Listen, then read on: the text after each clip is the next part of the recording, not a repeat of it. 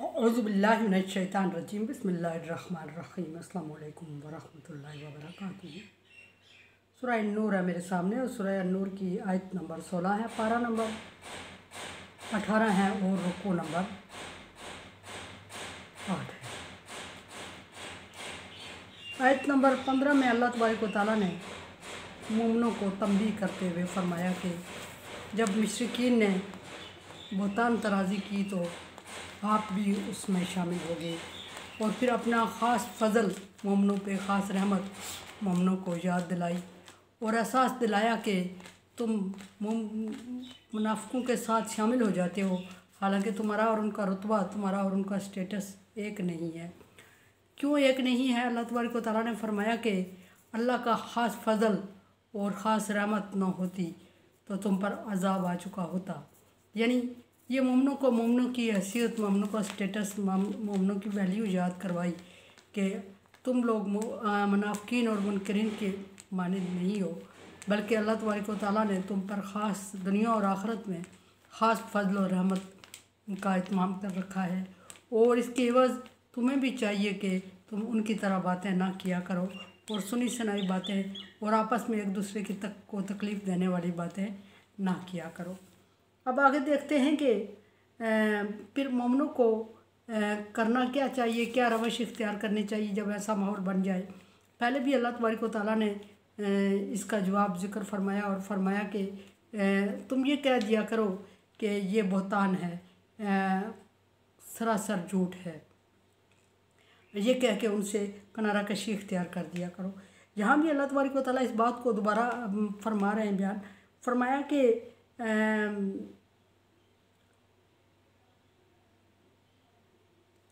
लौला is समीतुमूहु कुल्तुम मा यकूनु लना अन नतकल्लम बिहाज़ा।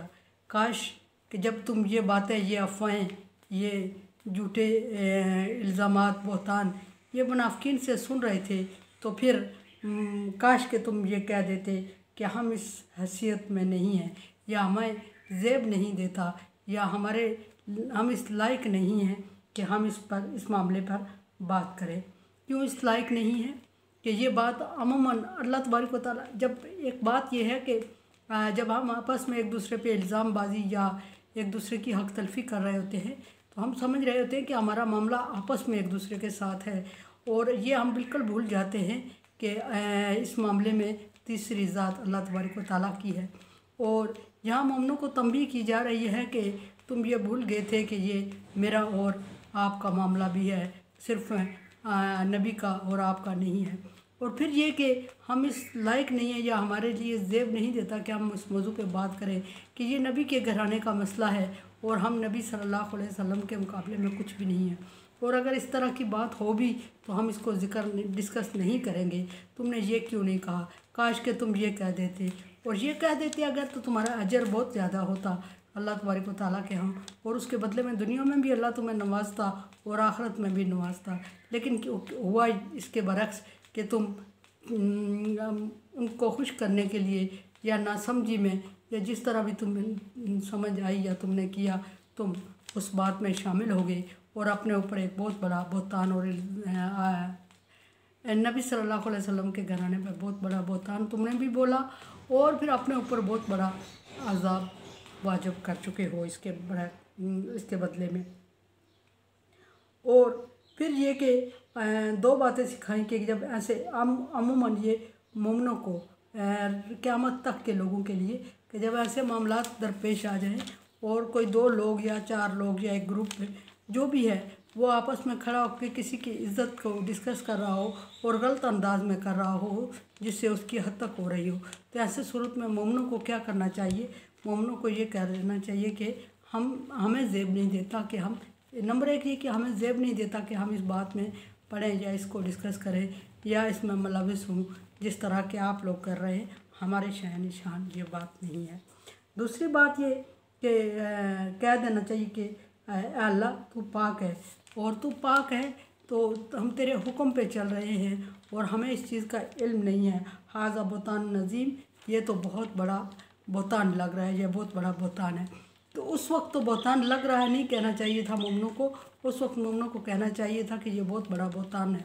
लेकिन अब अगर आज के दौर में अगर इस तरह की कोई बात हो रही हो तो उसको ये कह के टाल देना चाहिए अपने ऊपर से, ये खुद भी उससे हट जाना चाहिए कि हमें तो ये बहतान लग रहा है और इसमें हमें सच्चाई या सदाकत कहीं भी नज़र नहीं आ रही है।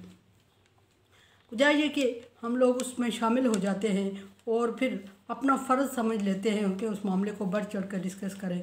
और जब बढ़ चढ़ के डिस्कस कर रहे होते हैं हम, तो हम अपने ऊपर अज़ाब वाजिब कर रहे होते हैं और दूसरे पे इल्ज़ाम लगा के उसका बोझ हल्का कर रहे होते हैं क़यामत के दिन का। अल्लाह तबारक व तआला उस बंदे पर से क़यामत के दिन अज़ाब कम करेंगे और जो लोग उस पर बातें कर रहे होते हैं उसका गुनाह, उसका अज़ाब उसको उसके पल्ले में डालेंगे।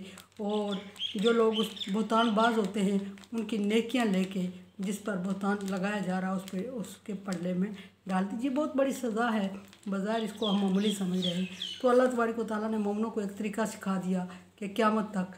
वैसे ईमान का कमज़ोर तरीन दर्जा ये है कि जिस कौम को तुम बुरा समझो तो उसे अगर तुम कमज़ोर हो बुराई को हाथ से रोको, अगर ताकत रखते हो तो मर्रा मिनकुम फलयुगय्यिरु बियदी औ बिलिसानी औ बिक़ल्बि ज़ालिका अज़अफ़ुल ईमान। तुम में से जो कोई बुराई को देखे तो उसे चाहिए कि हाथ से उसे रोके। अगर हाथ से रोकने की ताकत में नहीं है तो ज़ुबान से रोके। अगर वो ताकत भी नहीं है तो दिल में बुरा समझे।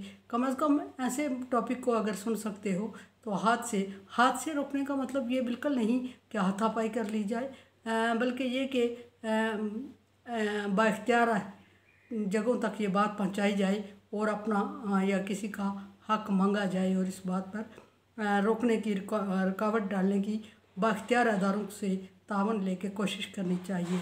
और फिर दूसरे नंबर पे बिलिसान ही ज़ुबान से रोके, ज़ुबान से उसको इनकार कर देना चाहिए। अगर ताकत रखते हो, अगर दलाइल दे सकते हो, अगर तुम्हारे पास इल्म और नॉलेज है तो। अगर नहीं, मजबूर हो, किसी ऐसी जगह पे हो जहाँ तुम्हारी बात नहीं चलती, बेबस हो, तो दिल में बुरा कल्ब ही, ये अल्लाह तबारक व तआला ने आसान तरीका बता दिया, दिल में उसको बुरा समझो।